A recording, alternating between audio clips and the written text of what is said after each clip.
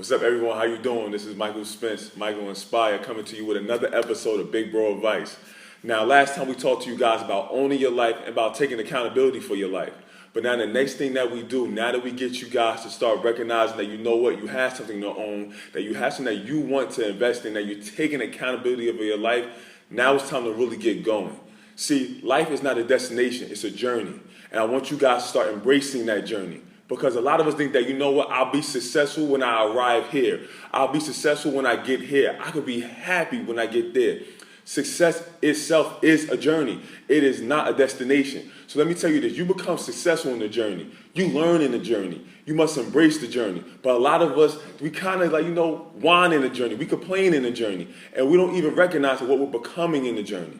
See, guys, when I started my journey, I was always complaining I won't be happy until I make it out of where I live at, until I get out of this situation. When really, I was not even learning what I was becoming throughout this journey that I was experiencing.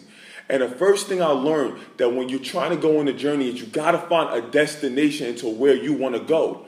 Because everyone wants to be successful, but what do you want to be successful at? Everyone wants to be great, but what do you want to be great at?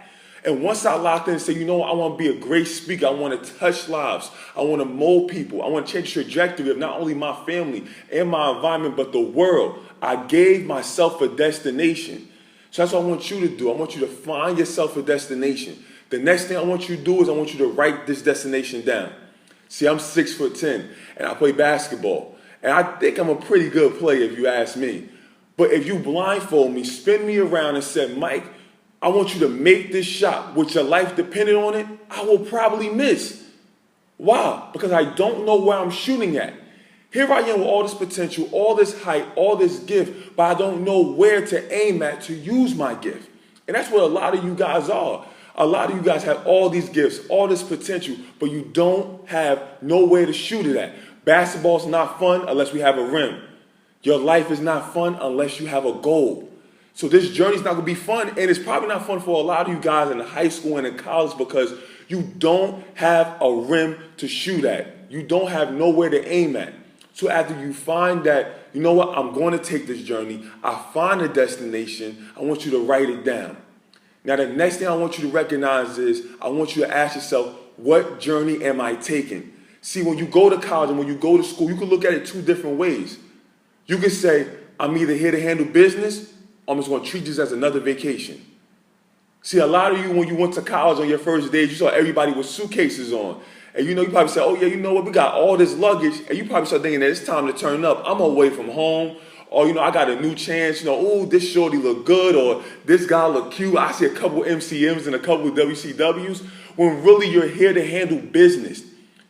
And in order for you to be successful, in order for this journey that you're taking to be a journey where it's a successful journey and not a journey of failure, you have to treat college like a business trip, not a vacation. You have to treat high school like a business trip and not a vacation. And in order for you to take the vacations you want, you have to treat this one like a business trip. You have to treat this journey like a business trip. And I know a lot of you probably saying, well, Mike, when I'm going to have fun? You'll have fun. Make time for fun. But if your fun time goes over into your grind time, I'm trying to tell you that you will not like what the time left is going to give you. And I know you're uncomfortable. I know it's tough. It's not easy. I don't like waking up that early in the morning. I don't like putting in the hours in the library. I don't like studying.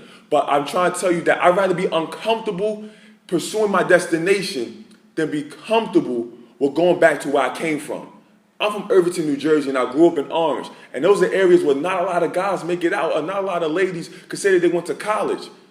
But I made a promise to my mother, I made a promise to my family that I'm not going back to where I came from. I'm locked into my destination. And I made sure that even though I was uncomfortable throughout my journey, it was the times I looked back and said, man, can I go home? I don't like this journey. I locked in and I said, you know what? I'm not going to quit on this journey. Now, in order for you to finish this journey, I want you guys to do me a big favor and find out why you must complete this journey. I have a mother who worked 2 jobs when the only time I saw her when she was asleep. No male in my family ever completed college. I had a why as to why I must finish my journey. I'm going to let you guys in on something. I went to 8 high schools. Yeah, 8. the number after 7 before 9? And a lot of you probably don't even know 8 people that go to 8 different high schools. And I had a destination that I had in mind when I was on the bench JV, when no school knew who I was. I had a destination in mind to say, you know what, I'm going to get there. Now listen, when you start thinking about how you're going to get to this destination, you're going to get discouraged. You're going to go right back to where you came from. That city, that environment, that relationship. You're going to go right back to where that came from if you start focusing on how I'm going to get it done. But when you focus on why you need to get it done, the how does not matter. I have a big enough why, so my how doesn't even matter to me. People say, well, Mike, how are you going to touch millions? How are you going to inspire young men and young women to walk into their greatness? I don't know how. This is one reason how I'm going to do it. But my why is that I've seen too many kids die. I've seen too many kids go to jail. I've seen too many fatherless homes. I have a son myself. I failed as a big brother to my little sister, and I'm growing each day to make sure that not only that I let that thought that I failed to her, but also that I'm going to lift myself up and become something better and make sure that you guys don't make the same mistakes that I did. Listen, guys, I know your journey may seem crazy. I had every reason to turn around. And you probably have worse reasons to say that, you know what, Mike, you're not going through what I'm going through. But let me tell you this. Is someone out there who had the same journey, the same ride, the same bumpy roads, the same bad weather that you have in your journey, and they quit? But there's also somebody who had the same circumstances, the same bumpy ride, the same hoopty, and they made it.